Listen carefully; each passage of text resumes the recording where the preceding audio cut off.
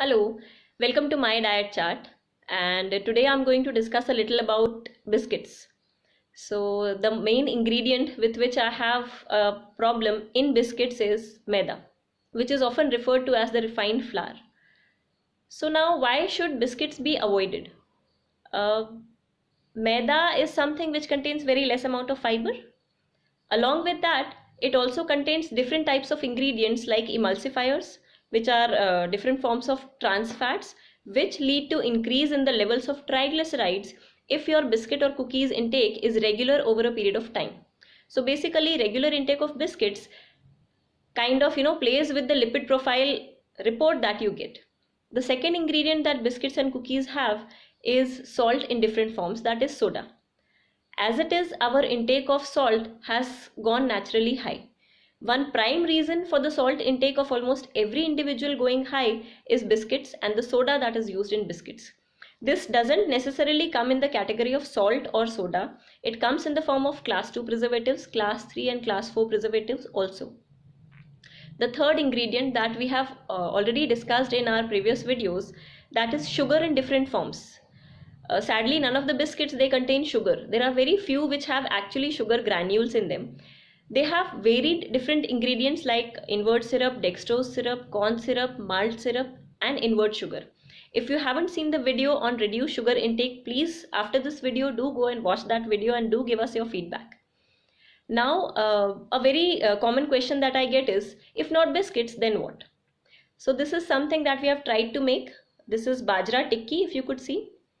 So we have added a few ingredients. I would not disclose the recipe as it is a trade secret. We have used certain ingredients and tried to make a tikki or a biscuit replacement using the bajra flour. Bajra is very rich in iron and it is a source of complex carbohydrates. It has a very high amount of fiber also. So you could use ragi flour, you could use jowar ka atta, soyabean flour and things like that. Multigrain flours and roll out snacks like this.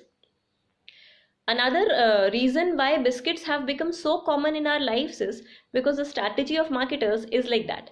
They have different moods and different sorts of shapes and sizes and flavors in those biscuits that is appropriate for every age group and every mood that you have.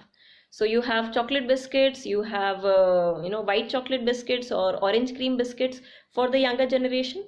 You have jelly infused biscuits or cookies. And then you have high fiber biscuits and you have a plethora of items in that. So these small intake of biscuits is leading to increase in your salt, sugar intake and reducing your fiber intake to a great extent. So try including multigrain flour snacks in your food. A regular intake of these multigrain snacks would increase the fiber amount by, let's say, 1% every day. And this 1% every day is very important. It is important for your liver, for your stomach, for your intestines, and yes, your brain health. Good amount of fiber leads to good functioning of the entire body and hence your brain functioning is proper. So if you feel you are going low on certain occasions, or you're feeling low, or you're getting depressed, or some child around you has attention deficit hyperactivity disorder, that is ADHD, please ask them to reduce the intake of refined flours to a great extent. Thank you so much.